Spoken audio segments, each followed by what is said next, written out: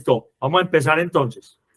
Bueno, un saludo muy especial de parte de la Comisión Ambiental de la Sociedad Antioqueña de Ingenieros y Arquitectos a todas las personas presentes hoy con nosotros y especialmente al ingeniero Francisco Restrepo, que nos va a dar una charla muy importante sobre el hidrógeno y sus implicaciones en todos los temas de transición energética. Antes de empezar, quiero rendir un homenaje muy especial en nombre de la SAI, en nombre de nuestra comisión, al ingeniero José María Bravo Betancur. El ingeniero José María fue un ingeniero de tremenda tradición en la ingeniería antioqueña. Él fue músico de una familia de músicos. Él participó en muchas actividades de la ingeniería. Fue una persona muy destacada en la cultura, la historia, y queremos resaltar en este momento su participación en los temas ambientales.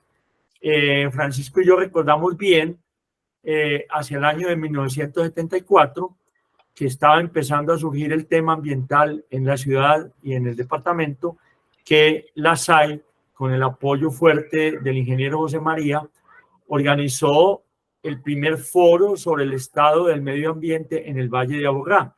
Este fue el primer evento académico divulgativo en Colombia sobre este tema tan importante. Evento organizado pues por la SAI, fue en Quirama, en jurisdicción del Carmen de Viboral, y a partir de ese momento hemos visto cómo el tema ecológico y el tema ambiental han ocupado un lugar destacado en el país, en Antioquia, en nuestra región del Valle de Aburrá y en la SAI. Esta comisión es hija entonces de ese espíritu pionero del ingeniero José María Bravo. Entonces, diciendo esto, le doy la palabra al ingeniero Francisco para que empiece su conversación. Voy a dejar de compartir.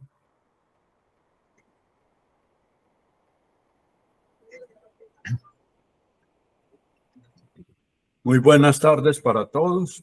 Agradezco a Enrique Posada por su gentil invitación a compartir con ustedes algunas ideitas sobre el tema del hidrógeno, sin antes tocar la importancia del tema que tiene a nivel mundial hoy en día.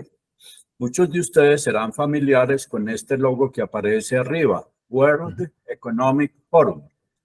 El Foro Económico Mundial es un esfuerzo de un think tank suizo que funciona en la población hermosísima en los Alpes de Clusters, que se llama el Simposio de Davos, que se hace cada año a finales de enero. Ese es un think tank académico, empresarial, político, etcétera, donde se saca un listado y se evalúa el avance o de soluciones o el retroceso o el estancamiento de temas claves para el planeta. Les cuento de que en los últimos 20 años el tema ambiental siempre ha estado dentro de las 3 mayores prioridades. Y concretamente el tema del calentamiento global continúa siendo, a 2023, uno de los 3 mayores problemas mundiales que enfrenta la humanidad del siglo XXI, porque compromete la supervivencia del planeta y muy especialmente tiempos muy duros van a ser si no se hace nada con la generación actual y las que siguen. De manera de que vamos a dedicar esta reunión de hoy primero a mirar los antecedentes climáticos y luego el papel que tendría el hidrógeno en una primera etapa de mitigación y de desmonte de la concentración de anhídrido carbónico CO2 en la atmósfera, que sin duda, por el efecto llamado de invernadero, ha venido calentando la atmósfera y generando una serie de desórdenes de todo orden. Las consecuencias del cambio climático que ya se empiezan a palpar de una manera clara en el mundo es el deshielo de los polos y de glaciares, es decir, nieves perpetuas que ya están en forma de troncos de hielo de mucha antigüedad en muchos casos, como es el caso de Alpes y algunos picos con nieves perpetuas en América y en Asia principalmente. Ya estos, en muchos casos, el deshielo de esos polos y de glaciares son una realidad. El caso más dramático es el de Groenlandia. Las inundaciones de costas y tierras bajas al recibir los océanos, estos nuevos inmensos volúmenes de agua, pues ponen en vilo la supervivencia de ciudades costeras y el cambio de la hidrología en los deltas de los ríos que desembocan en los mares y en el océano.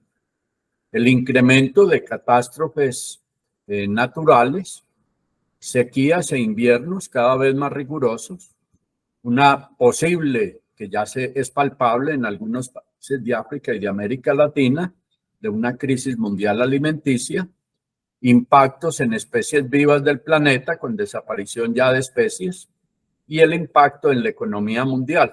Quizás lo más dramático sería el tener que tomar los gobiernos, Naciones Unidas, una serie de medidas impositivas muy dolorosas que pueden generar problemas geopolíticos de ingobernabilidad social y política en muchos países. En los últimos 100.000 años han ocurrido 7 calentamientos globales muy rigurosos. Y el actual, que es el último que ustedes ven, donde dice hoy, es tal vez el más serio que se ha vivido y ha sido fundamentalmente generado por acción humana.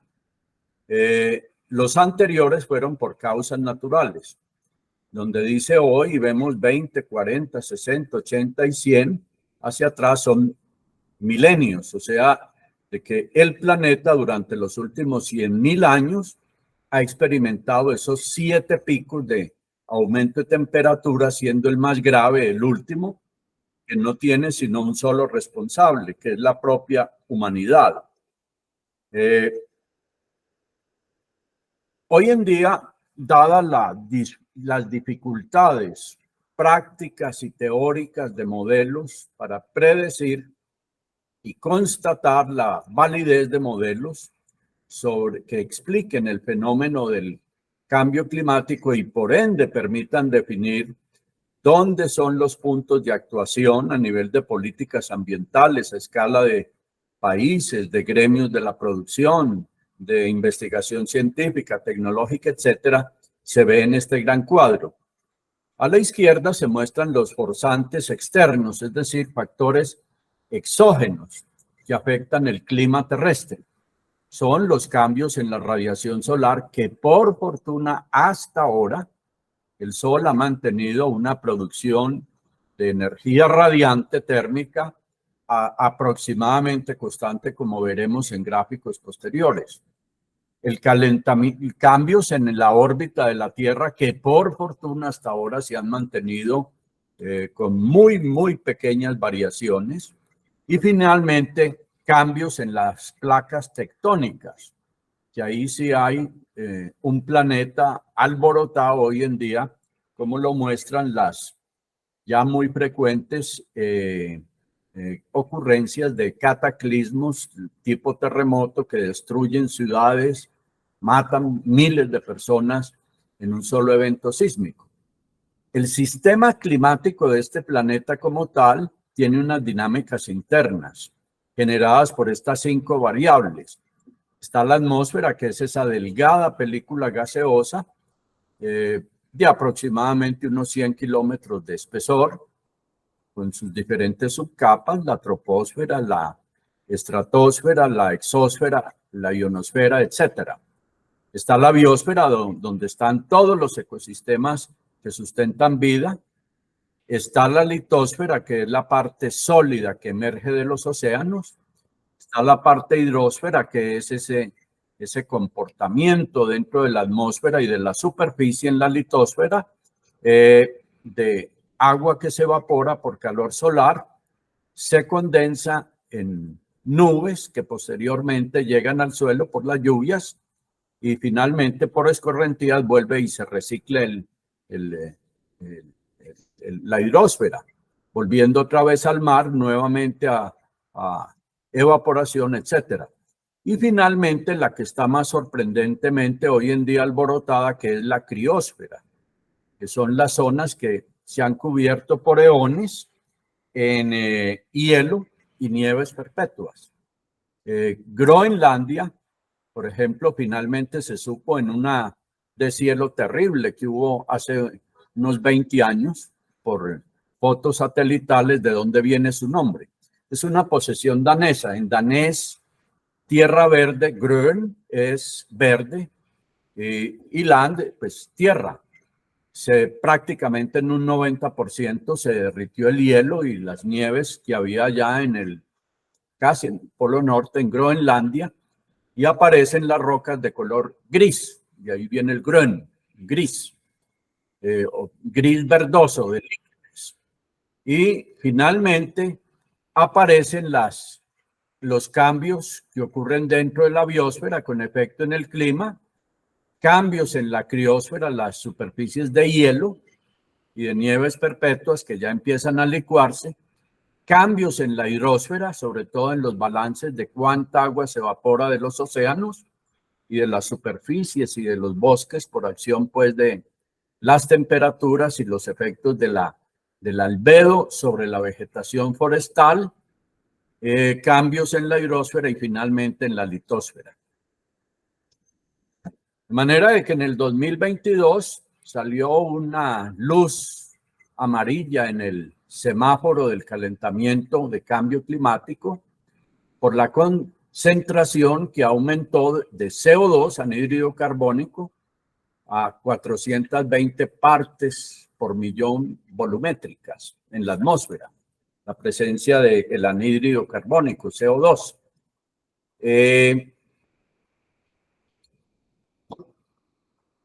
La historia humana registrada sobre catástrofes relacionadas con cambios climáticos, pues tiene el ejemplo registrado, el libro sagrado del Antiguo Testamento, con el famoso diluvio universal. La fecha más probable que estiman hoy los expertos es de que ocurrió en el 7º milenio antes de Cristo. Y no solo fue de lluvia, como dice el texto bíblico, sino también porque el mar subió su nivel decenas de metros. El mar, los océanos, pues subieron este nivel por el deshielo de la edad glacial que había hasta ese momento. Hay dos casos muy importantes, el de Norteamérica con lo que se llama el manto de hielo. Laurentino es del río San Lorenzo en el Canadá, que se embalsó en el lago Agassiz, hoy cercano a los Grandes Lagos. Finalmente buscó desagüe al Océano Atlántico a través de la cuenca de los ríos Missouri y Mississippi. Y de alguna manera, al mezclarse con agua ecuatorial más caliente, generó por corrientes de convección combinadas por el efecto Coriolis en la corriente del Golfo sobre el Océano Atlántico, que sube casi hasta Groenlandia.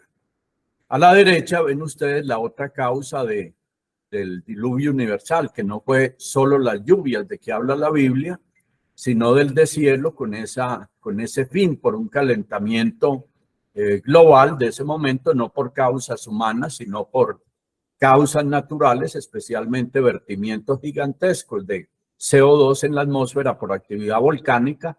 Vino el deshielo de los montes Urales, en la frontera actual entre Asia y Europa. Estoy hablando pues dentro del perímetro de la República Rusa de hoy. Hubo un deshielo gigantesco que rebosó el Mar Negro.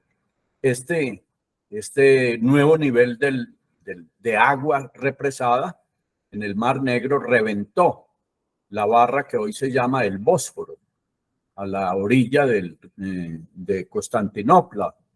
Y entonces eso generó la inundación y aumento de varios metros de altura del mar Mediterráneo, que inclusive ocasionó de que el Nilo se devolviera un poco en sus bocas de vertimiento de agua desde el norte, desde el centro de África, donde nace con el lago Victoria y el río Nilo.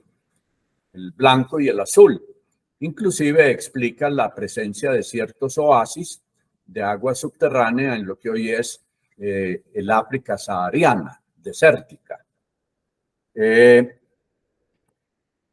Otra causa que ha tenido o consecuencia o incidencia en el cambio climático es la actividad de temblores, es decir, los famosos desplazamientos por cizalladura de las placas tectónicas. Acuérdense la famosa teoría de este gran geólogo alemán, Wegener, con su teoría de la Pangea, de que inicialmente solo había un gran continente que emergía, terrestre, que emergía del océano, que se llamaba Pangea, y a través de procesos geológicos durante muchos eones empezó a presentar grietas y una segregación de esa masa única de Pangea en los continentes que hoy conocemos, y empezó el proceso de separación.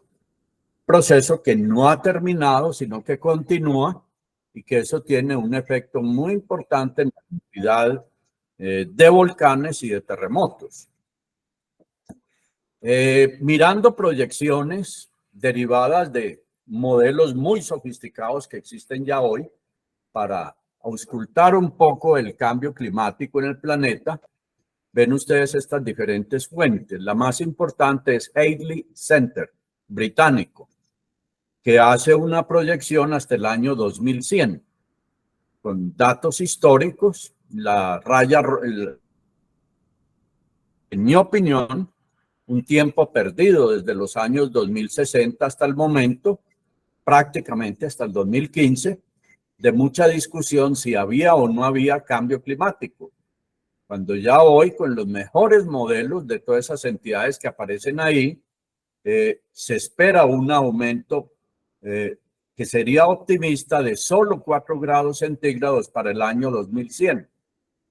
Sí se toman una serie de medidas que ya en reuniones de Naciones Unidas en París, sobre todo el COP15 en el 2015 y el COP21 en el 2021, con ese recorte de las emisiones de CO2 se espera de que no se llegue a más de 4 grados centígrados de aumento de temperatura como anormalidad para el año 2100.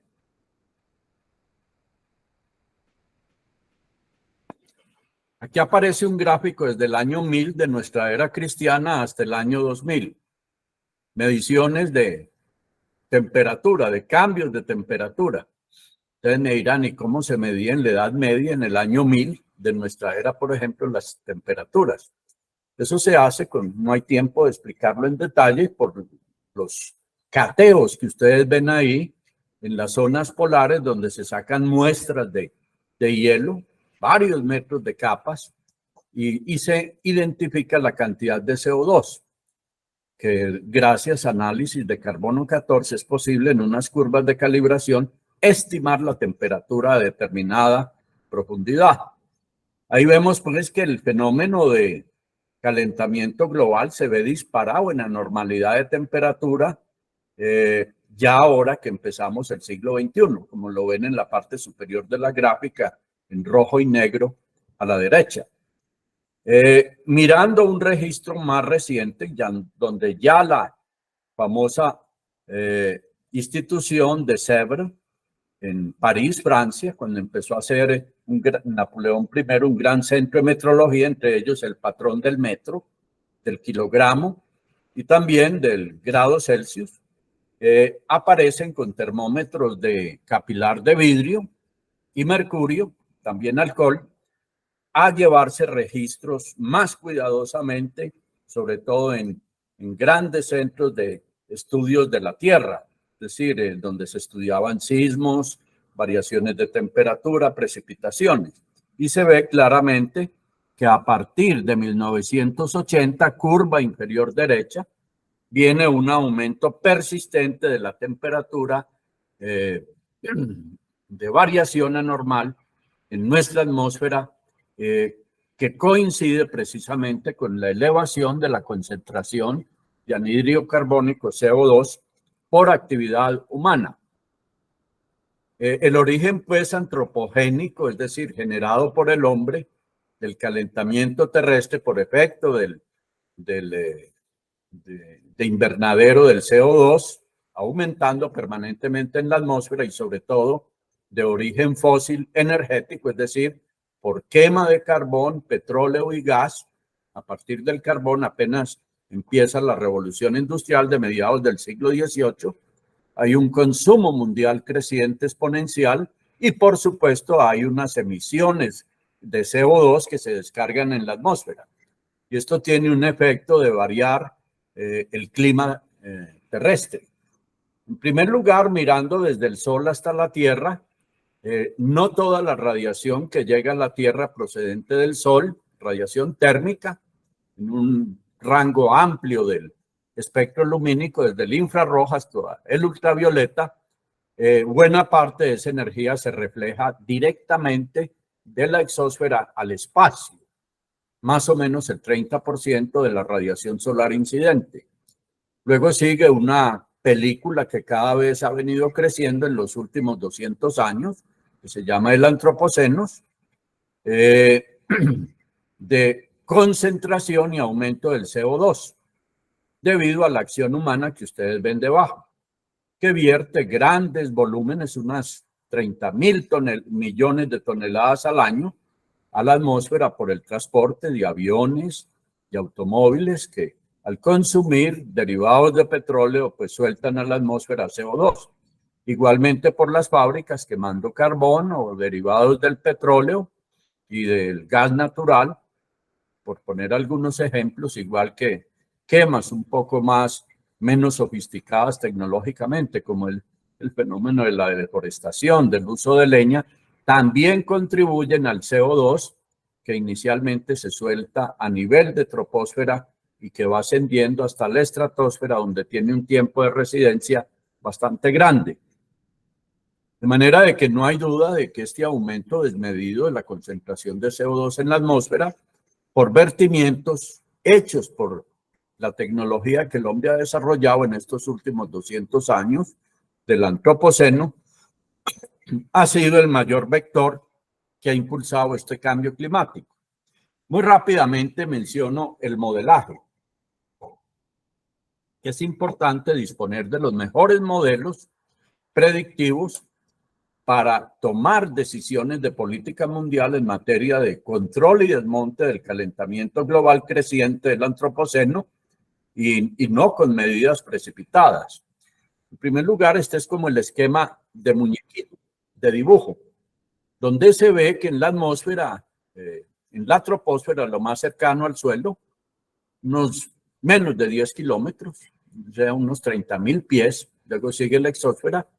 La atmósfera se compone principalmente de vapor de agua, anhídrido carbónico, CO2, trazas de metano, igual que de óxido de nitrógeno, ozono y aerosoles, que son partículas muy pequeñas que flotan en la atmósfera. Está también los vertimientos, sobre todo de CO2 y de compuestos químicos sulfatados que lanzan los volcanes en sus erupciones. Cuando hubo el estallido del volcán Santa Elena en la costa occidental de los Estados Unidos, tanto la temperatura en la cercanía del estado de California como en los contenidos de CO2, óxidos de nitrógeno y también compuestos azufrados, pues subió notablemente. Ahí también se ve el efecto que tienen en el clima los ecosistemas, especialmente los bosques, el plancton del mar, las cubiertas de la criósfera con hielos y nieves, los glaciares y la actividad humana, sobre todo en un mundo ya que pasa de ser un mundo urbano donde hay enorme actividad tecnológica en las ciudades por transporte, por fábricas, por sistemas de calentamiento y refrigeración, etcétera. Y finalmente a la izquierda se ve el efecto que tiene en el zinc o con S, o sea, en el depositorio del clima atmosférico, la formación de nubes, las precipitaciones de agua, los intercambios de masa entre el océano y la atmósfera. En materia de aguas, el efecto de las superficies o espejos de agua, igualmente que la criosfera con los bloques de hielo. Eso permite que en los últimos 50 años, de izquierda a derecha, se ha venido mejorando la elaboración de modelos climáticos. Cada 10 años, en cada elipse que ustedes ven allí en color blanco y luego gris, aparecen periodos, la década de los 70, de los 80, de los 90, finales del diseño de los 90, actualmente, y lo que se está viendo ya a principios del siglo XXI. Entonces ahí se evoluciona de la atmósfera, que simplemente se hacían antes de los 70 análisis de balances de masa, de cuánto carbón, perdón, átomos de moléculas de CO2 se generaban por quema de carbón, derivados de petróleo, gas natural y fuentes de biomasa. Cuánto CO2 se vertía a la atmósfera. Luego ese modelo fue de la superficie terrestre al ver cuánta radiación solar llegaba al sol, cuánta se reflejaba, cuánto absorbía la tierra o suelo como tal. Luego vienen los modelos atmosféricos, su interacción con la superficie terrestre, el hielo marino y los océanos, intercambiando por convección calor con la atmósfera. Luego viene modelos de la atmósfera, de la superficie terrestre, del hielo marino y de los océanos, y los aerosoles principalmente de sulfatos, SO4 y SO3. Luego viene la superposición de más modelos, como se ve ya actualmente y finalmente al momento actual, donde predominan modelos muy complejos, muy integrados, de química en toda la atmósfera, el papel de la vegetación dinámica, los ciclos del carbono, o sea, del CO2 en nuestra atmósfera, la atmósfera de sulfatos, hielo marino, etcétera, etcétera. Eso pues se ve en este gráfico, que es como la síntesis de dónde vienen los modelos actuales de previsión y predicción, entre comillas, de contenidos de CO2 en la atmósfera y por ende de temperaturas. Se parte del extremo izquierdo inferior, donde son modelos de baja complejidad en los años 60 y 70 y por la ordenada vertical de bajo alcance hasta alto alcance. Por la raya roja, entonces vamos a pasar por modelos de biomasa simple, luego modelos de ciclo de carbono, modelos mar-hielo, modelos de balances de energía, tanto por convección como radiación, modelos de evaluación integrada, modelos de balances de energía con procesos de difusión, modelos de transferencia de calor, tanto radiante como convectiva, estructura de la transferencia, suelo, vegetación, atmósfera, y finalmente vamos llegando a los modelos de hoy, orientados a modelos de circulación general atmosférica y modelos de circulación general atmosférica con interacción oceánica acoplada. ¿Para qué sirven esos modelos? Para obtener estos mapas predictivos con algún grado de precisión hasta el 2100. Este gráfico es tal vez el más interesante que he logrado conseguir.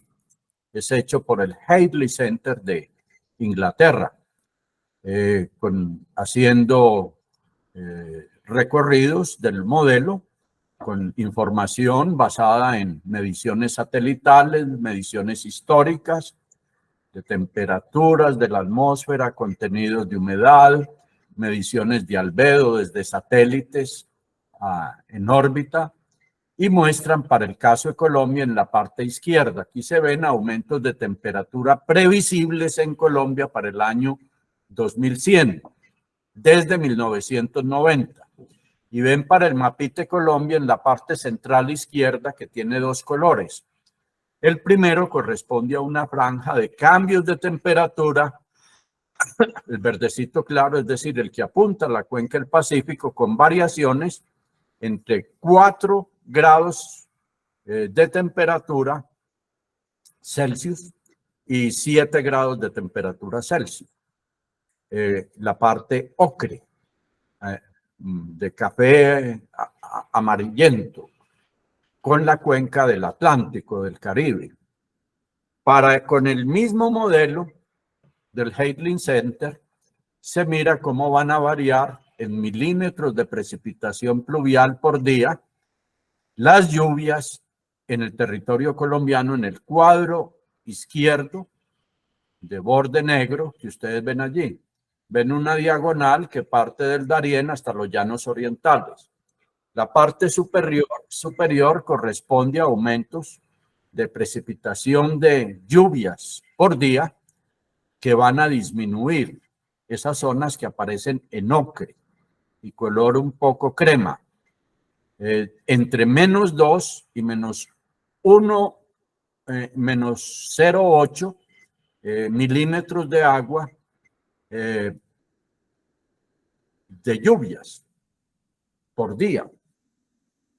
Y ven en color crema muy claro y azul, azul oscuro y azul claro, desde el Darién hasta la Amazonía, aumentos de temperatura de precipitación pluvial mejor, entre menos 1 milímetro de precipitación por día hasta 2, estos son aumentos positivos, hasta 2 milímetros de agua lluvia por día.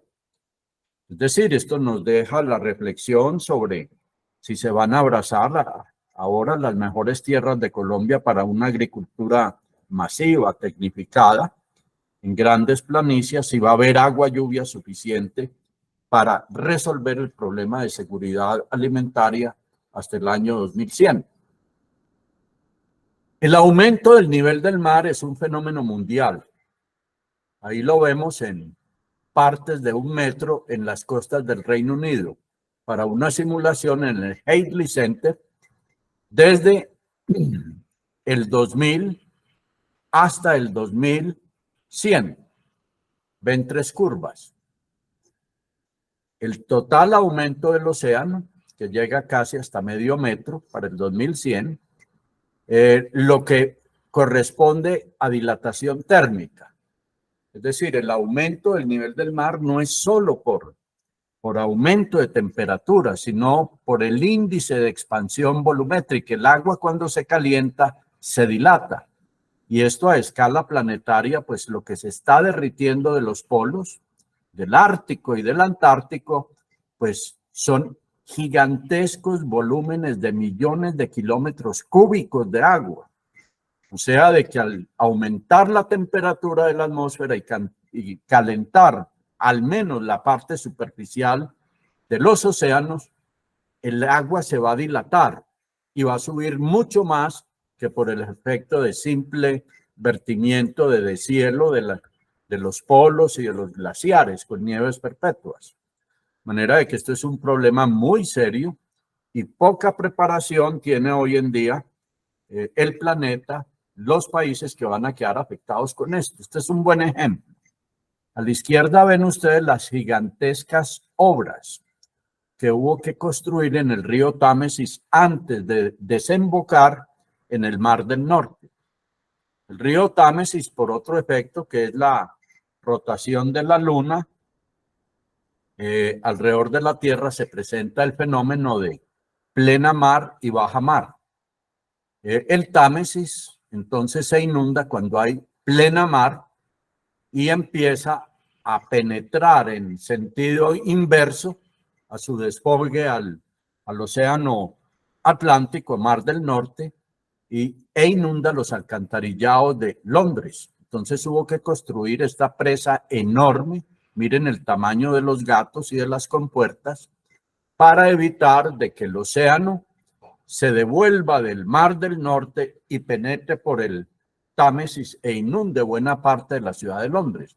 Esta obra ya tiene no sus días, pero sí sus pocos años contables. En total se puede ver de que si se aumenta de las temperaturas promedias que hay hoy en la atmósfera a 4 grados centígrados más en el año 2050, los diferentes efectos en el planeta. En unos va a haber caída de cosechas como en Norteamérica. En otros va a ocurrir caída de disponibilidad de agua. Ahí está el caso patente de Sudamérica, especialmente la cuenca del Amazonas, igualmente que en Europa.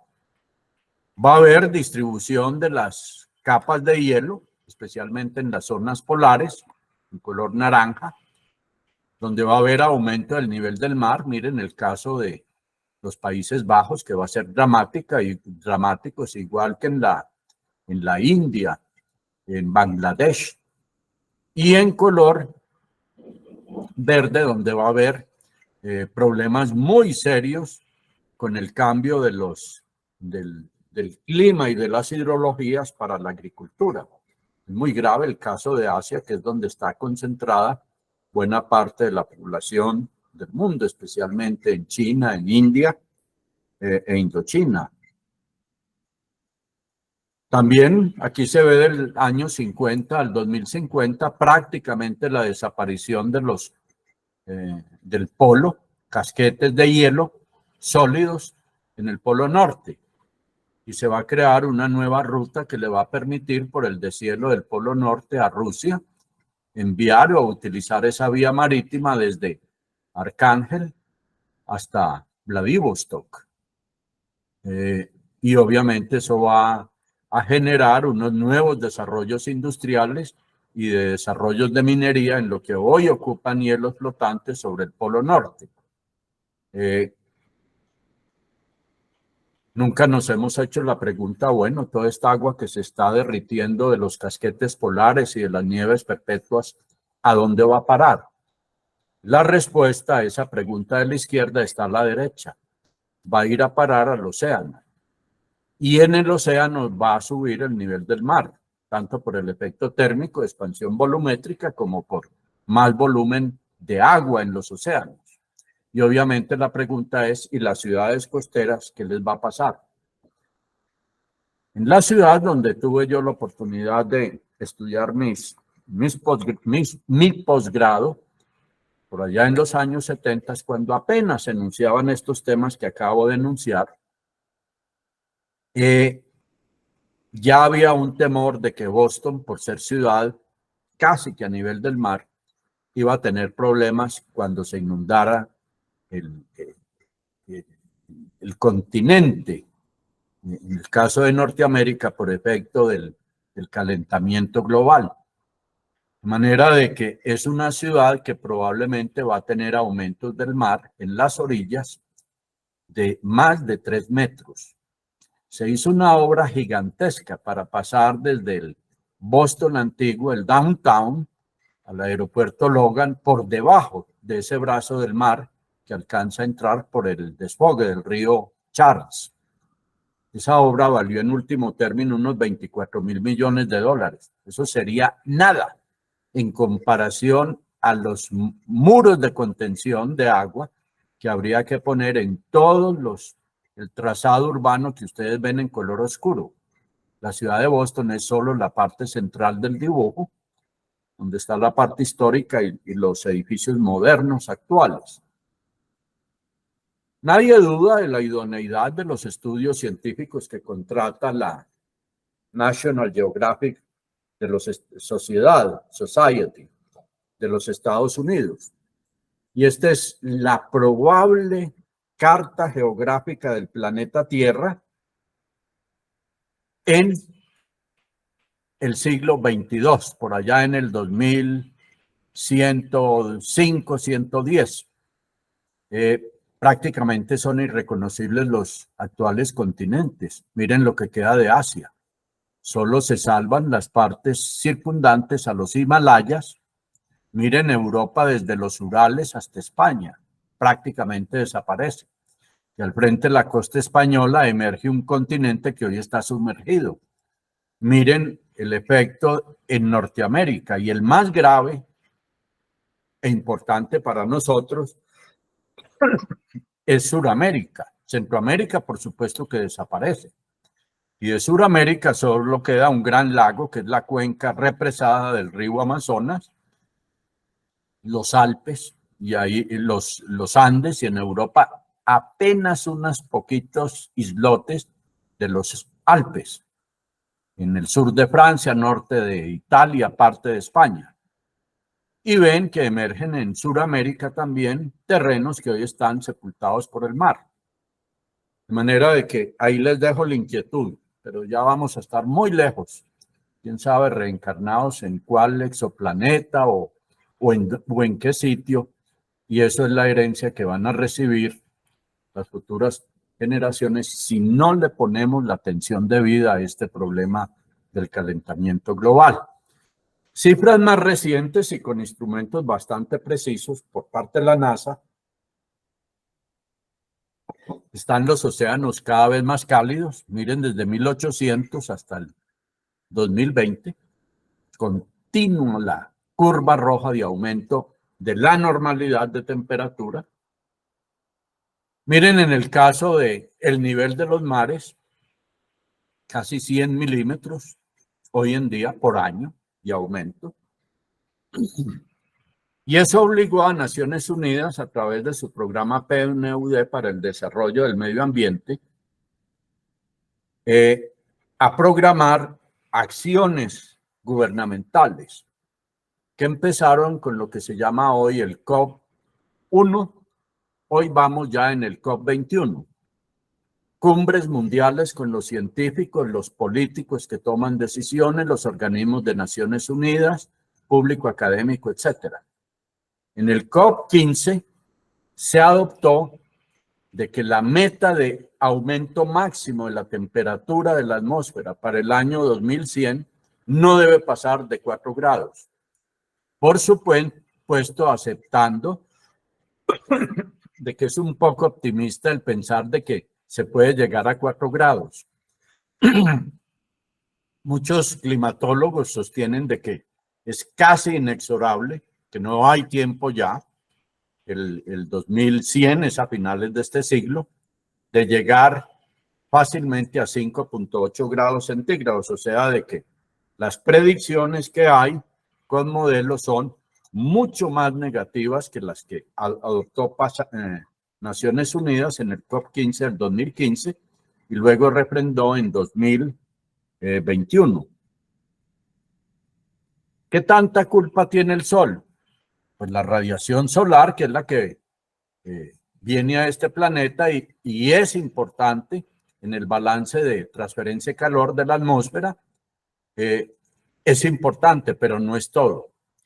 Ahí se ve, por ejemplo, la correlación que hay entre generación de CO2 entre los años 60 y el año 2000, que tiene cierta relación con el ciclo solar entre el mismo periodo, que tuvo aumentos por erupciones, tanto de líneas magnéticas de plasma como por erupciones granulares en la superficie del Sol. Este gráfico, cuyo origen es la NASA, muestra claramente que el problema hoy de el balance de radiación del planeta Tierra, expresado en vatios por metro cuadrado, no es tanto de origen solar interplanetario, y es más que todo por el efecto de gases de invernadero. El que más contribuye al CO2 es el metano, las sustancias halógenas carbonadas, los óxidos de nitrógeno, el cambio climático en la troposfera por acción humana, es decir, la misma capa de ozono, el albedo terrestre. Y los aerosoles, obra del hombre, y que se muestran en una curva café oscura a la derecha, que se llama el componente neto antropogénico, es decir, que genera la humanidad, es mucho más importante que ese pequeño cuadro rojito que muestra la incidencia de la radiación solar. Los bosques, miren lo que había en 1890 con cálculos no muy precisos y lo que se tiene al 2050. Prácticamente que es una herramienta natural para reciclar el CO2 en oxígeno y agua, han venido desapareciendo. Y miren la diferencia entre el bosque verde amazónico de 1890 y miren al 2050 lo que va a quedar. Los países de mayor deforestación son el Brasil, Colombia, Venezuela, algo Perú. Desde satélite, o sea, hay apelación a los infiernos, de que sí o que no, o que tal vez. Miren la parte deforestada del norte de África, del Mediano Oriente y de Asia. Absolutamente un desierto. Y miren sobre Sudamérica, el Brasil. En esa foto satelital se ven dos colores verdes.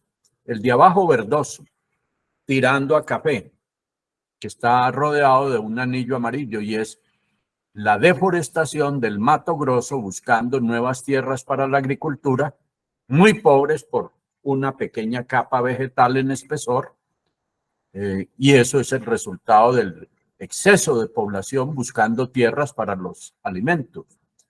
Y lo que sí queda verde oscurito es el Amazonas, pero que se ha convertido también en el nuevo perímetro de deforestación para que ese país vaya resolviendo el problema de seguridad alimentaria.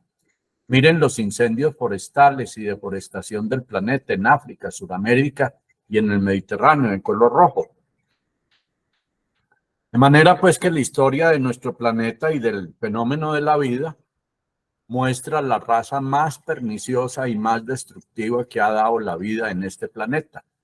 Y somos nuestros antepasados y sobre todo en tiempos recientes nosotros, a partir de un modelo económico de explotación de la naturaleza, una falta de conciencia sobre la finitud de nuestro planeta y de lo frágil ambientalmente. De manera de que si Homo habilis empieza a desarrollar herramientas y empieza a desarrollar técnicas, por ejemplo, para generar zonas agrarias mediante quema de las cosechas que se han tenido una vez que se agota la tierra. Viene la quema y sembrar en esas nuevas áreas. De manera de que ese tatarabuelito que vemos ahí de hace 1.900.000 años, que era el Homo, yo no lo llamo sapiens, sino non sapiens, no prospectivus, sino el Homo habilis, ha generado hoy el Homo cosmicus, que en buena parte, como dice el señor Elon Musk, estoy metiendo todo mi talento y todo mi dinero en conquistar planetas para los pocos supervivientes humanos que va a tener este planeta en muy pocas décadas. El cambio climático, pues, ha engendrado en 200 años de antropoceno esa pregunta sobre si este planeta, si seguimos como vamos, miren ahí la curva de población humana, lo que se espera del 2000 al 2400, y hacia atrás está el hombre primitivo, dependiente de madera, de leña, de biomasa. Luego viene la revolución industrial con el carbón. Luego viene el disparo de población con el petróleo, que permitía generar más comida, más bienestar para mucho más gente. Imagínense el petróleo o el papel no solo como combustible para el transporte, para empequeñecer el planeta con transporte moderno, sino el papel que tiene en la industria petroquímica, con la producción de fertilizantes, plaguicidas, abonos, etcétera. Luego viene entonces la pregunta si ya es tiempo de parar ese crecimiento exponencial. Hoy pasamos ya de 8 mil millones de personas y empezamos a cambiar esa civilización del antropoceno basada en combustibles fósiles, esa producción y sostenimiento de una población creciente exponencial por fuentes renovables. Miren un casito. Los círculos de colores corresponden a la producción de CO2 que se vierte a la atmósfera. Ese es año 2022. En ese año se vertieron a la atmósfera 30.000 millones de toneladas de CO2 en ese año. El mayor aportante fue la China, con 7.700 millones de toneladas de esos 30.000 millones. Luego Estados Unidos, luego Europa Occidental, etcétera, etcétera. Es decir, ese es el gráfico de no sostenibilidad del planeta y eso ha conducido a una megacrisis global actual. Esto no es para el futuro, ya estamos metidos en ese problema y las consecuencias que va a tener para el planeta Tierra y sus pobladores. No solo la raza humana, sino otras formas de vida que ya están desapareciendo. Consecuentemente, se generan unas megatareas inmediatas para desmontar el problema en que está generando el calentamiento global. Primera acción, descarbonización de la atmósfera gradual y la necesaria transición de energías fósiles, como el carbón, petróleo y gas natural, productoras de buena parte de ese anhídrido carbónico CO2, generador principal del cambio climático, hacia fuentes renovables y limpias del siglo XXI. Y ahí sí viene obviamente el tema del hidrógeno. En este gráfico vemos lo que dijo Naciones Unidas en el año 2015 con su reunión de París llamada COP15.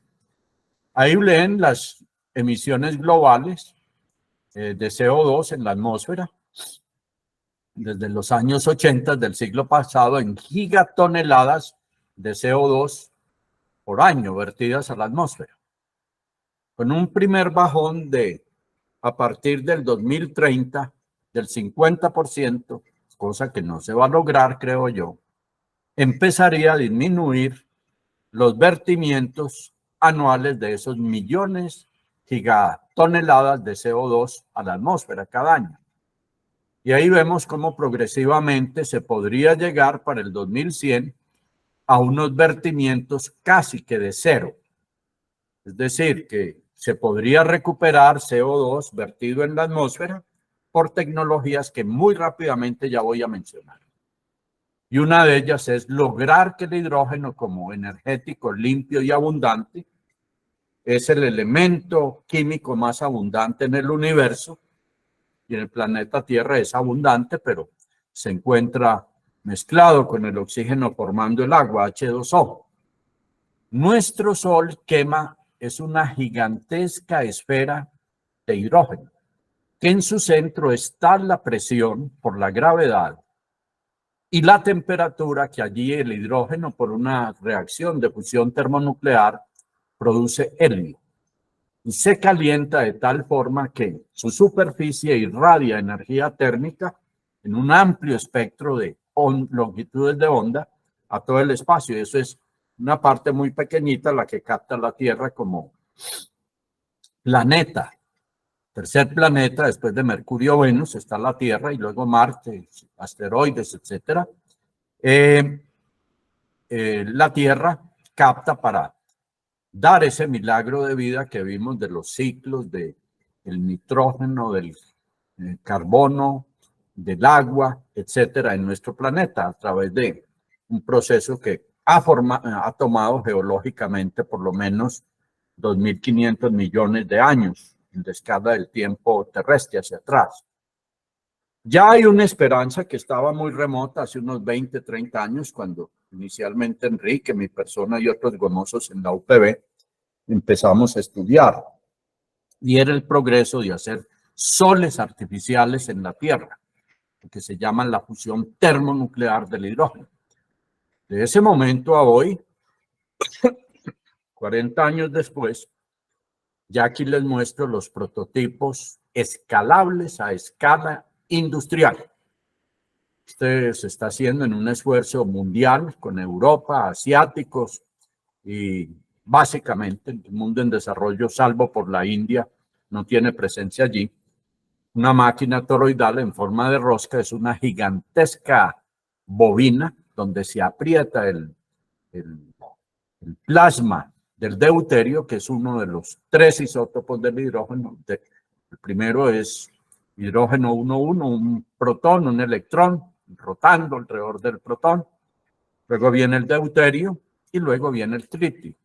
Este utilizaría un hilo de plasma de deuterio a más de 100 millones de grados centígrados de temperatura.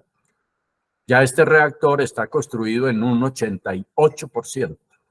Ese esfuerzo internacional se llama el proyecto ITER. MIT está desarrollando con ayuda de Bill Gates, de Warren Buffett y otros millonarios este reactor de fusión termonuclear, muy parecido al europeo americano anterior, el japonés. Es más pequeño, el anterior era una máquina para generar capacidad de 500 megavatios. Este es más pequeño y modular, de 50 megavatios a 100 megavatios. Y hay un gran interés por Sur Corea y el Japón en desarrollar esto y comercializarlo a muy corto plazo, para el 2040. El proyecto se llama Spark.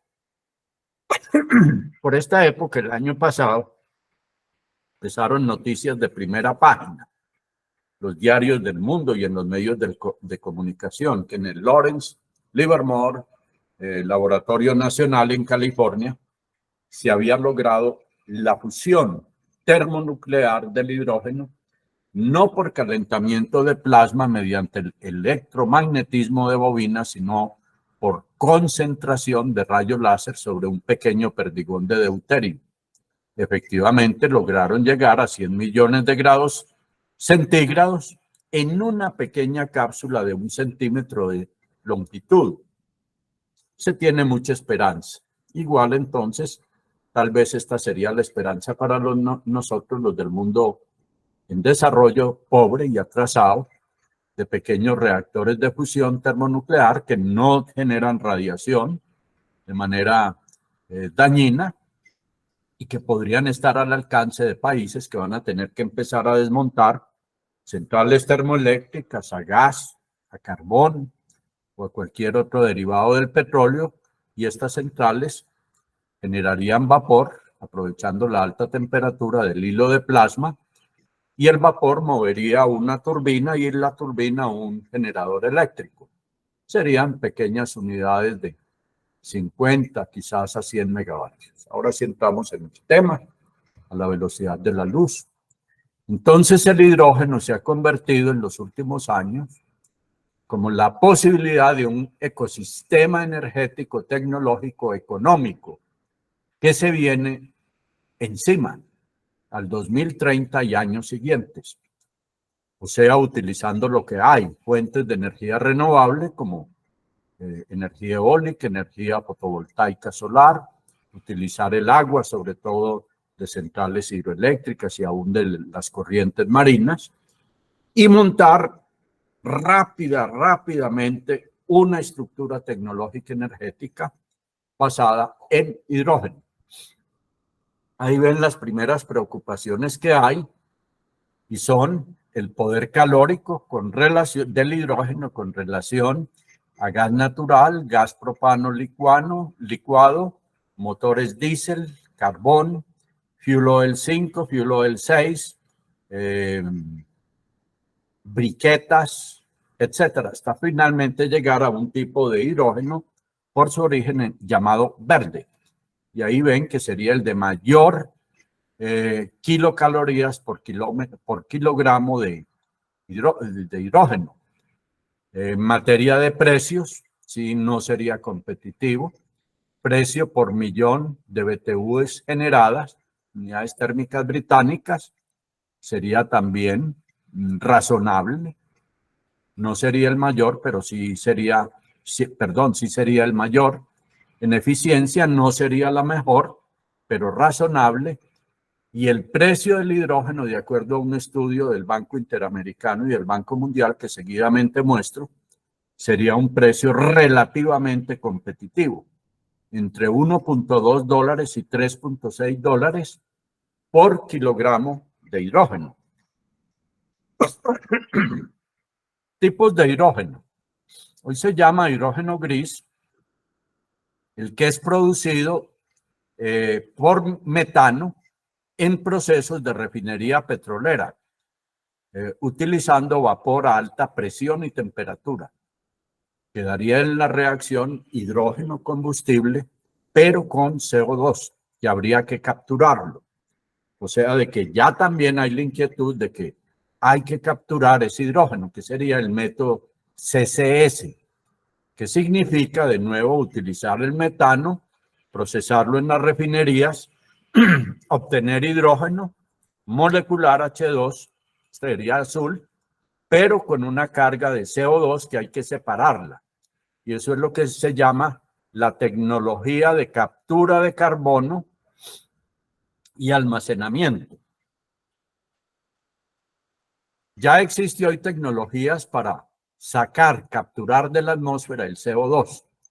Es una planta ya a etapa previa a la industrialización masiva construida por una industria química suiza que se llama Klimaatwerke en alemán.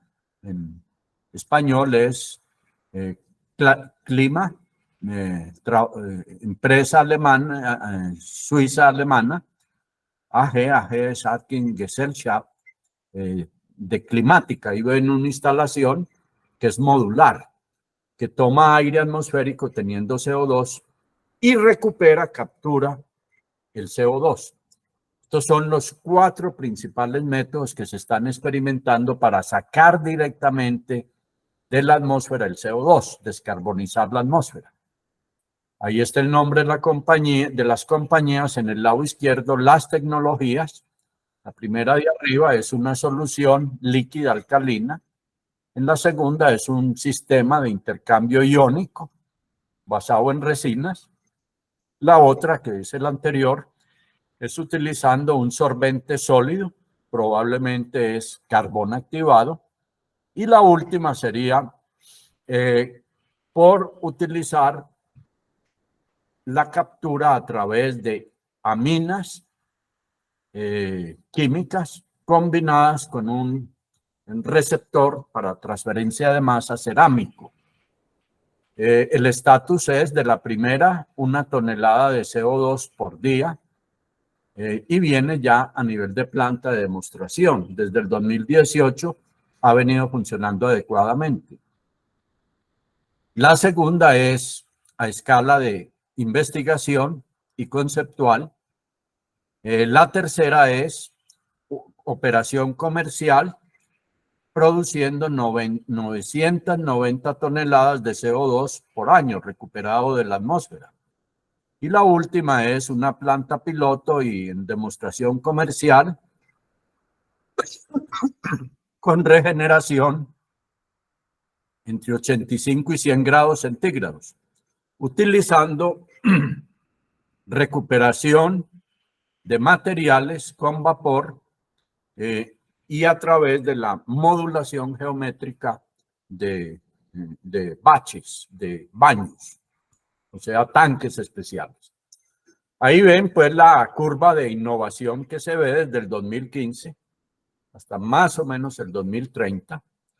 La primera es el primer éxito con la primera barrera que se hizo con un proyecto en demostración que ya en prueba, en periodo de prueba que ya lo mencioné.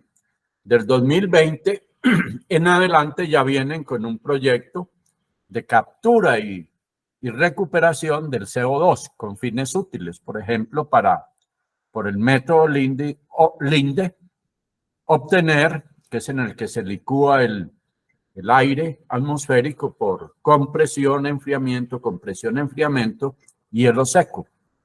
Y finalmente, a partir del 2028 y con un proyecto planteado desde el 2008, tener una instalación para ya lograr al 2015, a partir de la visión que se tuvo en el 2015, una producción ya económicamente competitiva.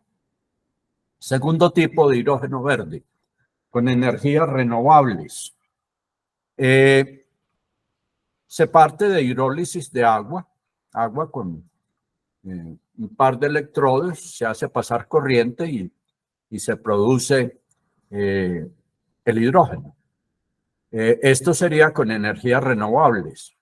Tanto los molinos como las fotoceldas solares generan energía eléctrica, que se meterían los dos electrodos ánodo y cátodo en una cuba electrolítica con agua y ahí se produciría el hidrógeno sin ninguna producción de CO2. De manera en que entre estos dos esquemas, el hidrógeno verde de arriba y el hidrógeno azul ya explicados, en el segundo con recuperación de CO2, captura del CO2 y utilización con fines útiles a través del proceso de transformación en las refinerías por el cracking, especialmente del metano, sería posible obtener hidrógeno a gran escala. Tiene la gran ventaja de generar un sistema energético limpio. En la parte izquierda están las fuentes renovables, primero donde se produce electricidad, centrales hidroeléctricas, molinos eólicos, fotoceldas solares. Se recupera en uno de los electrodos el hidrógeno, a los que por electrólisis se separa del agua, y ese hidrógeno gaseoso se inyectaría no a, como dice ahí, red de gasoductos, sino red de hidroductos. La más antigua y la más grande existe en Alemania, en la zona de Leverkusen, donde está el gran complejo químico de la Bayer. Luego el hidrógeno iría a una red de distribución en carros en las ciudades para tanquear con hidrógeno a presión. Iría a alimentar el consumo doméstico de fogones,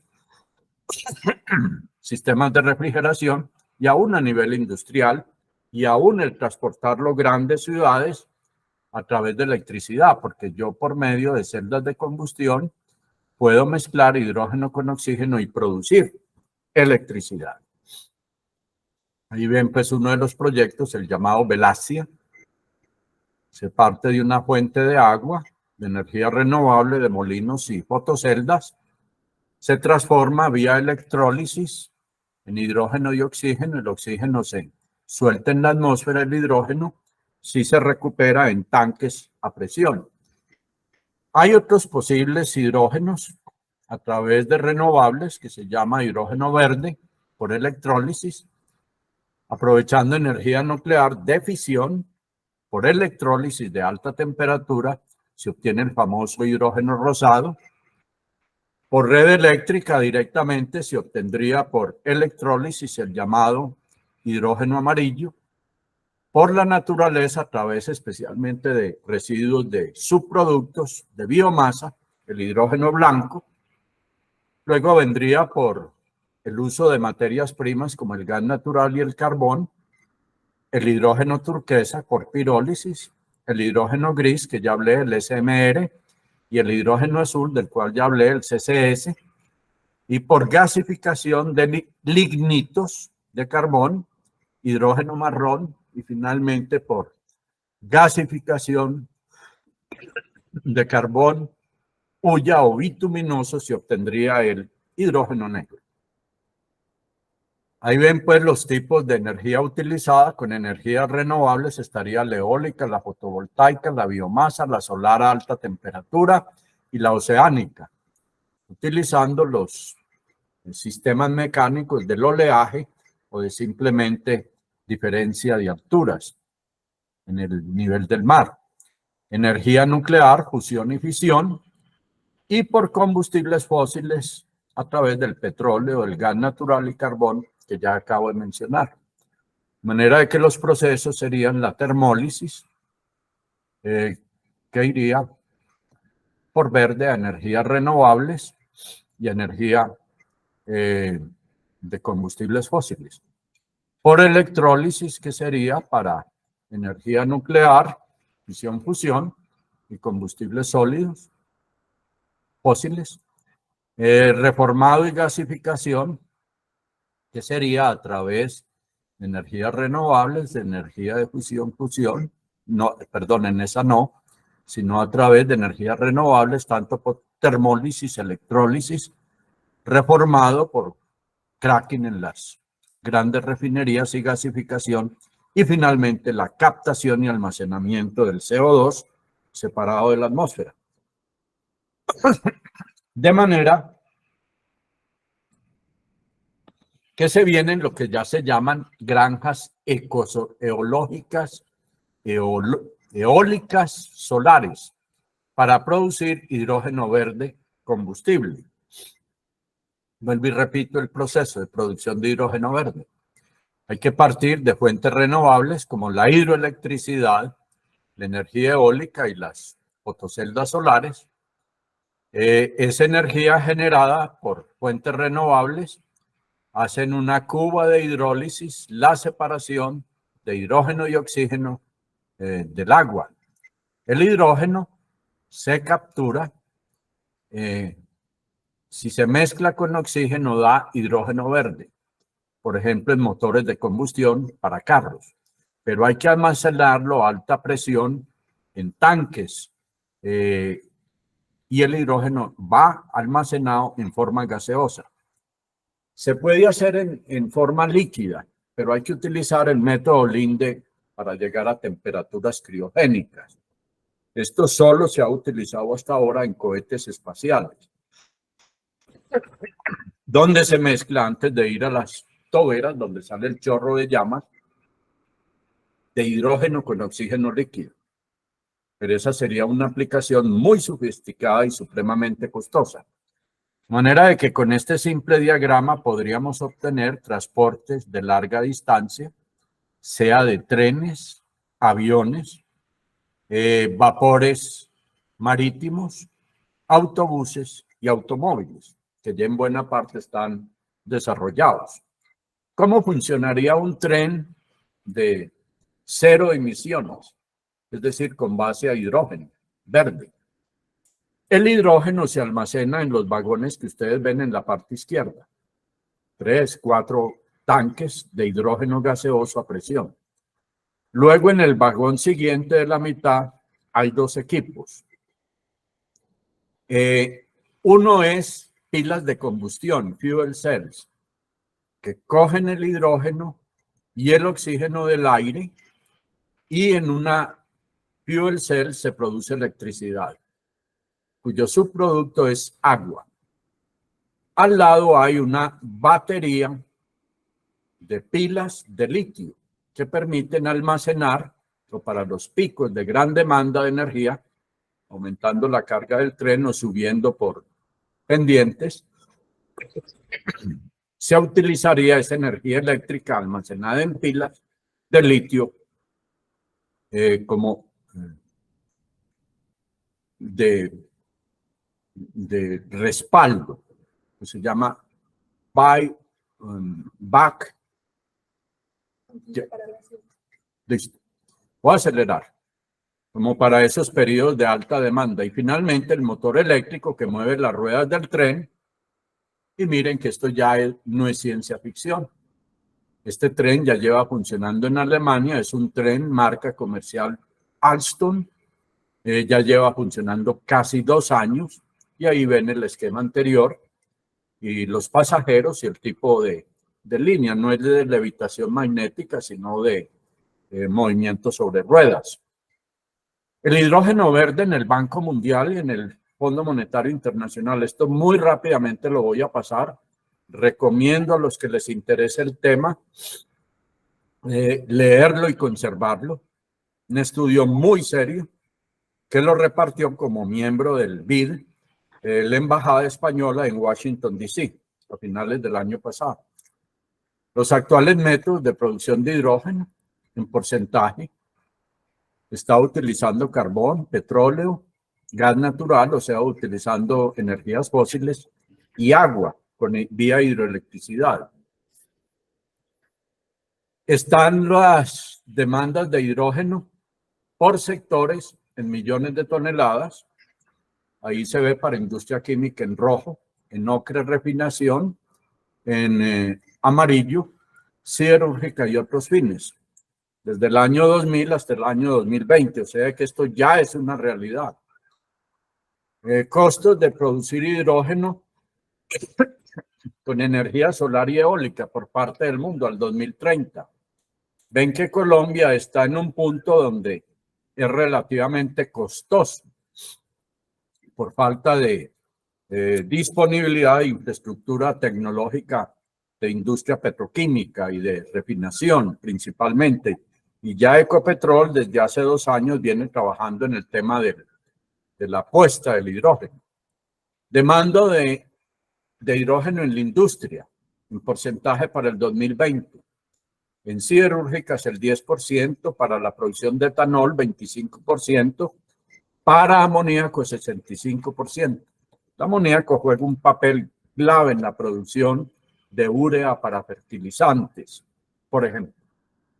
Gastos de investigación y desarrollo en tecnologías de hidrógeno combustible en millones de dólares de Estados Unidos. Europa es la primera columna roja de abajo. La que sigue en ocre es Estados Unidos, luego siguen otros países y finalmente aparece el monstruo chino desde el 2015 y miren la producción en el 2019. Emisiones de CO2 por sectores de países de América Latina. Ahí están las producciones de Paraguay, Costa Rica, Brasil, Colombia. La primera columna en rojo corresponde a CO2 emitido por el sector del transporte. Entonces, en café, por industria, por generación eléctrica en cremita, por minería, una rayita amarilla y otros, en color rojo, de arriba, rojo un poco más. Perspectivas del hidrógeno verde para Colombia según el Banco Mundial y el Banco Interamericano.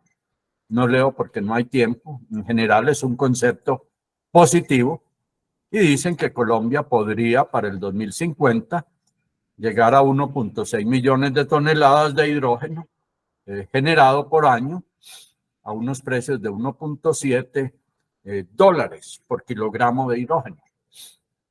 Ahí ven la demanda de hidrógeno anual en América Latina. Colombia es 0,2, o sea, 200.000 toneladas por año. Caso muy alejado de otros, por ejemplo, el caso de México, Trinidad y Tobago, pues me quedé muy sorprendido. Miren las curvas, hasta el 2030 vienen mejoramientos por tecnología según la Agencia Internacional de Energía, la Exxon y la OPEC. Son mejoras que se miden en millones de efectos vehiculares, como se llama así en el texto, ya pasaron. Son mejoras muy débiles, muy poco disruptivas. Pero del 2030 al 2040 se vienen mejoras exponenciales, especialmente en el transporte. La más importante va a ser en el sector aeronáutico, luego en carros, luego en camiones y finalmente en buses. Ahí ven a la izquierda el tamaño de la bola verde, donde van a ser más espectaculares los cambios de hidrocarburos de petróleo y derivados, y el gas, donde van a ser más intensos los cambios por hidrógeno verde, gaseoso y en algunos casos criogénico. El más grande va a ser en aviación, luego en transporte fluvial y marítimo, luego en transporte terrestre y en menor proporción para calentamiento y ciertos tipos de industria. Allí está la proyección del Banco Mundial entre el 2020 y el 2050 del precio del hidrógeno, tanto el verde como el azul, utilizando molinos de viento muy efectivos o utilizando fotoceldas solares también mucho más efectivas que las actuales. Europa, o la Unión Europea mejor, tiene grandes esperanzas con el uso del hidrógeno verde. En primer lugar, va a reducir las emisiones de CO2 por su sistema energético dependiendo todavía del carbón, del petróleo y del gas. Segundo, va a crear unas posibilidades de nuevos empleos espectaculares. Va a tener un papel muy importante en la generación de electricidad. Va a reducir las compras de energía externa, por ejemplo, del sector ruso, del gas, y su dependencia geopolítica. Y va a incrementar los niveles de salud y calidad de vida de los europeos. Miren este solo dato de México, que menciona ese estudio. En México, la adopción del hidrógeno verde va a generar más de 90,000 personas empleadas en oficios de alta calificación. Por solo el sector de hidrógeno verde en México al 2050.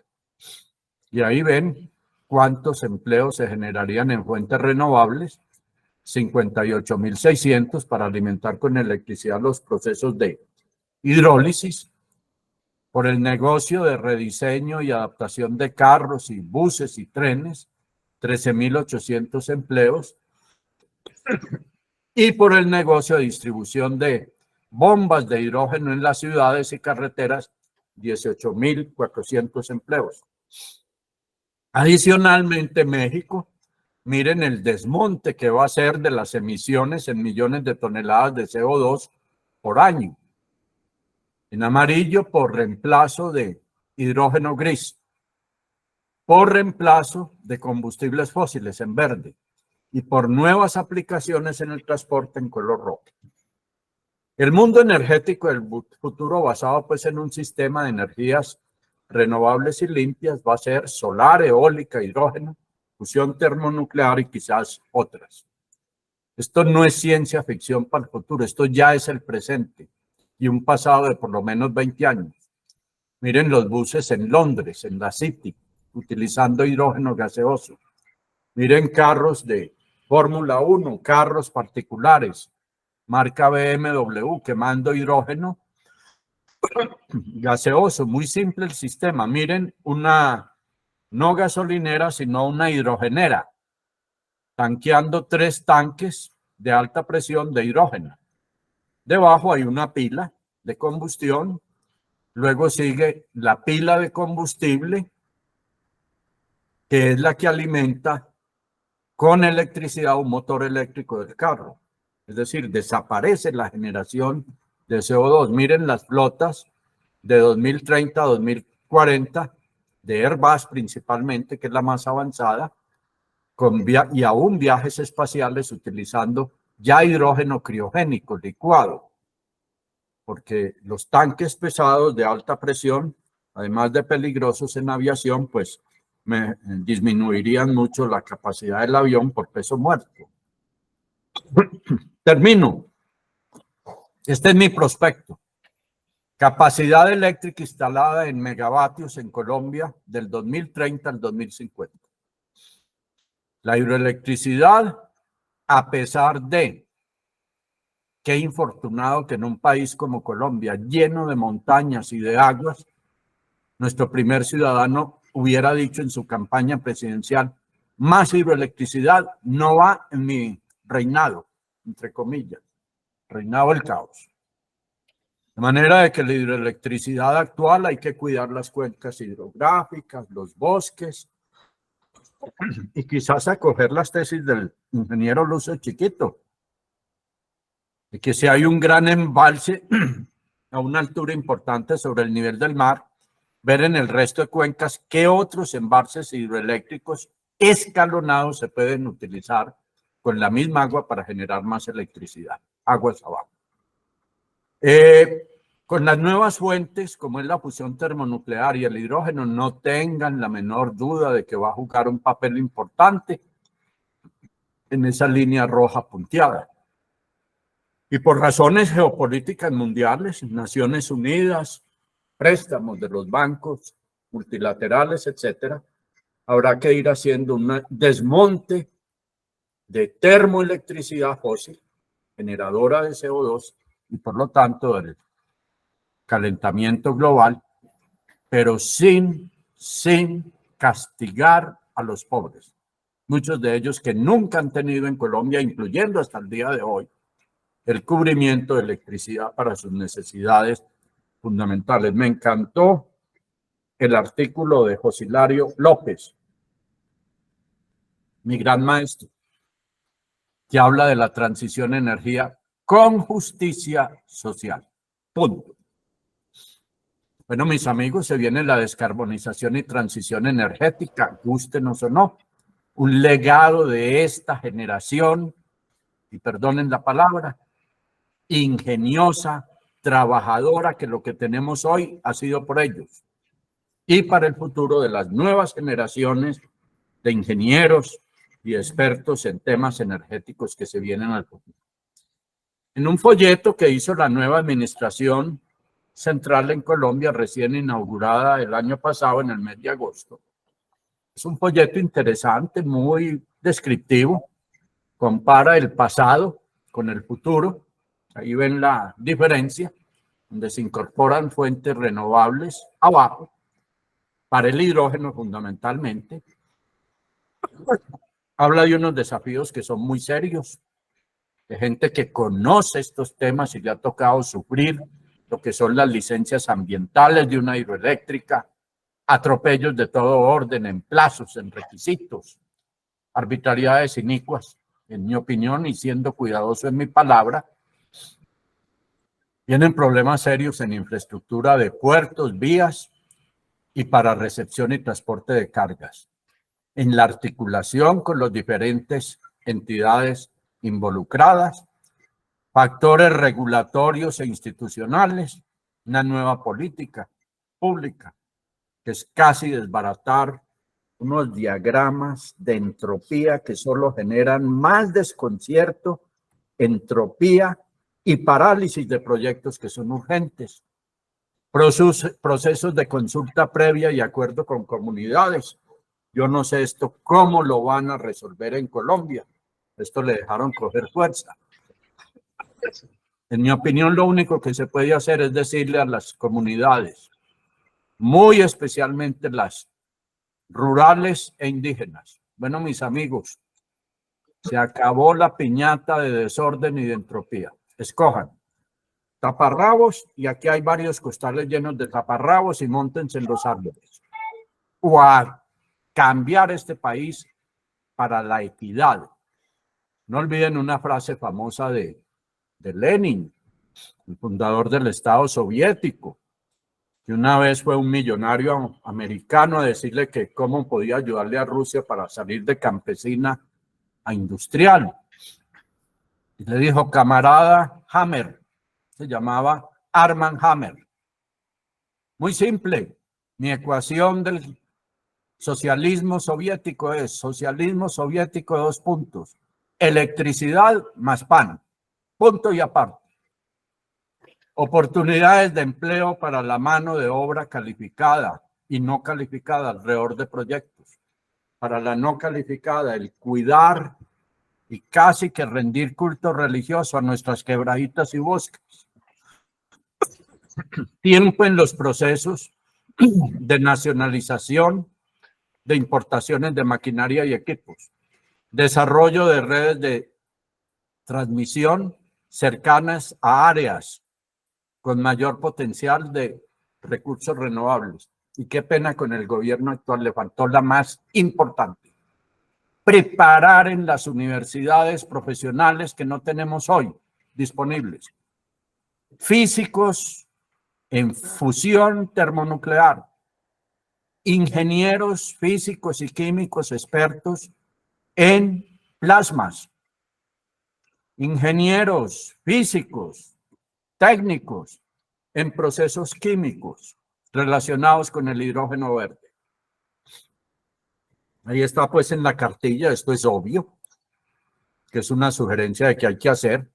Primer paso, expansión de energías renovables, claro, para poder generar hidrógeno verde. Expansión de baterías. Ojo, las baterías no son tan verdes, sobre todo en su disposición final, cuando ya mueren por efecto de la entropía, que es una ley inexorable en este universo. Misión de transformación energética, tachar eso. Eso va a ser viajes de congresistas y cuanta, no digo qué, pero ya lo saben, que no van a contribuir en nada, ni con ideas, ni con acciones que permitan un revolcón al sector eléctrico en la transición. Hay que medir para saber de qué tamaño va a ser el problema, no especular. Adoptar rápidamente nuevas tecnologías.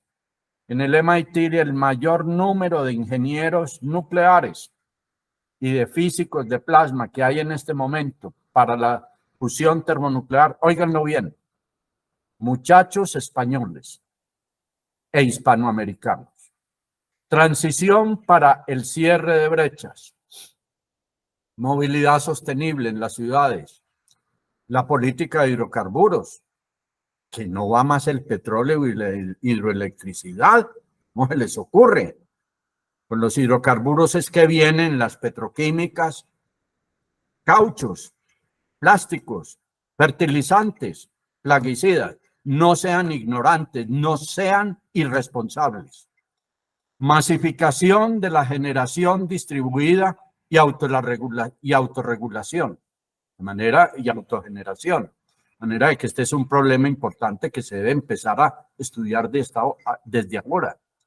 Una política pública de transición energética. Esto tiene que ser concertado, contando con la gente calificada que en este país ha trabajado por décadas y sabe de estos negocios. También termina la cartilla del gobierno actual, en el segundo semestre del año pasado. No sé si esto será cacareando huevos o quién sabe qué cosa. Dice, en construcción para dejar al próximo gobierno 1.600 megavatios, más 900 megavatios eléctricos. En operación antes de finalizar el 2022, veremos pues aquí sorpresitas, 2.500 megavatios adicionales. Y legado para el 2023, 3.788 megavatios de capacidad. Aquí se requiere voluntad del gobierno. Capacidad de negociación entre el sector público y el sector privado para tomar decisiones adecuadas. Y trabajar con mucho ahínco. Puntos amarillos, proyectos hasta agosto del 2022. Puntos azules a los que hay que abrir los ojos. Segundo semestre del 2022, después de agosto. Ahí es donde vienen los juicios de responsabilidad. Bueno, mis amigos, terminé mi exposición. Estoy disponible unos pocos minutos para que Enrique y yo, si puedo aportar en algún caso, con mucho gusto respondemos sus inquietudes. He tratado de ser objetivo y respetuoso, que no siempre lo soy. Siguiente. Bueno, entonces muchas gracias, Francisco, pues por tu detallada exposición, por los muchos temas de naturaleza técnica y desafiante que quedan sobre la mesa. Y naturalmente que estamos aquí disponibles para que puedas enfrentarte, digamos, a las preguntas que la gente haga.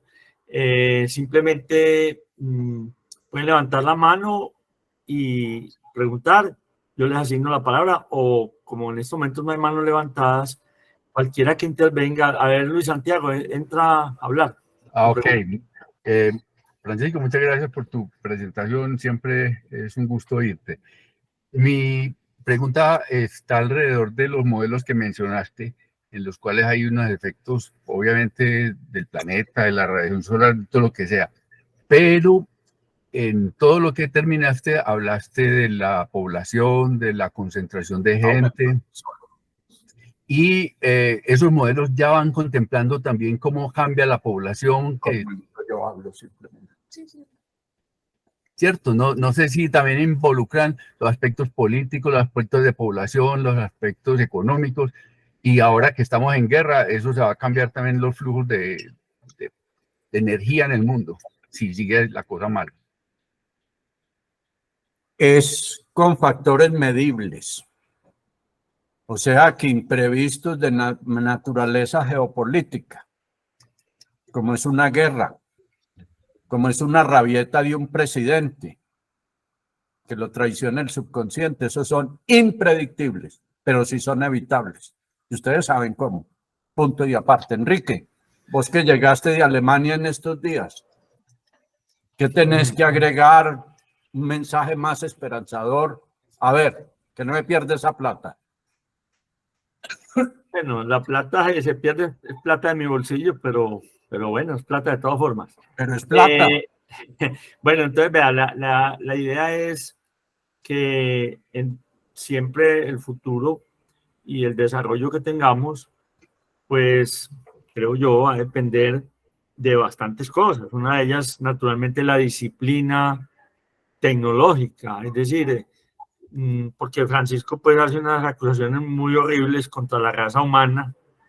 Dice que el hombre no es hombre sapiens, sino que hombre es, ¿qué dijiste? Ignorante. Non-sapiens. Bueno, pero obviamente eso ya es un tema más discutible.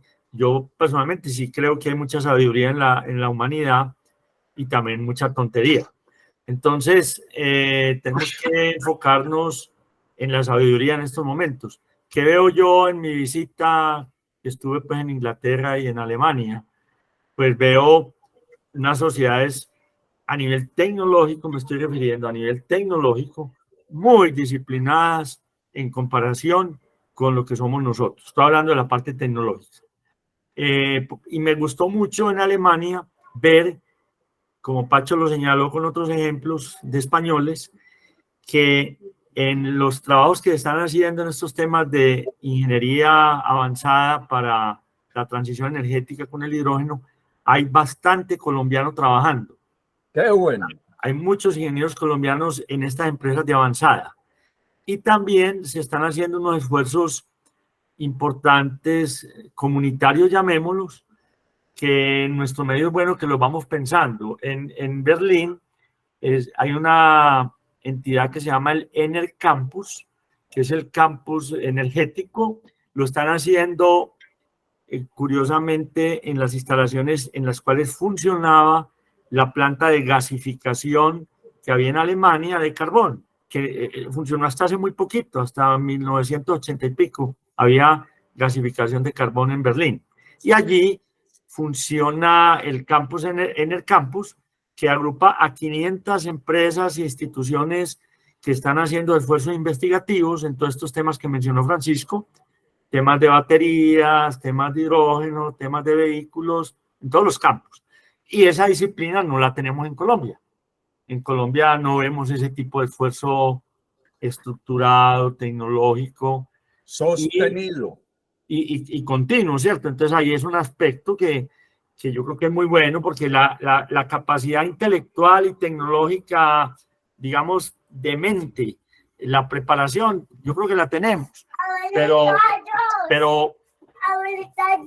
aquí está el nieto. Hasta luego, adiós. Es el futuro de la tecnología en Colombia. Bueno, entonces, no tenemos esa mentalidad de inversión sostenida en tecnología, de trabajo sostenido en tecnología.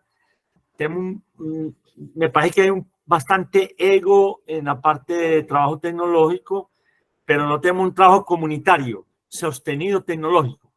Entonces, eso es lo que yo vi por allá, que se trabaja de una manera muy organizada. Entonces, ahora, en Alemania han decidido, pero lo decidieron por la guerra de Ucrania. Por eso fue que lo decidieron. Ellos no habían tomado la decisión antes. tomaron la decisión de pasarse al hidrógeno cada vez más. Lo hicieron porque ellos estaban tranquilos con la transición a base de gas natural, pero apenas vieron los problemas de suministro de gas natural, los problemas de la guerra, vieron como cuestión de urgencia meterse bastante en la parte del hidrógeno y están tratando de hacer esa transición por varios métodos, como los que señaló Francisco, pero ellos están confiados muchísimo en importar el hidrógeno en sus distintas formas desde países que sean capaces de producir hidrógeno aceptable para ellos.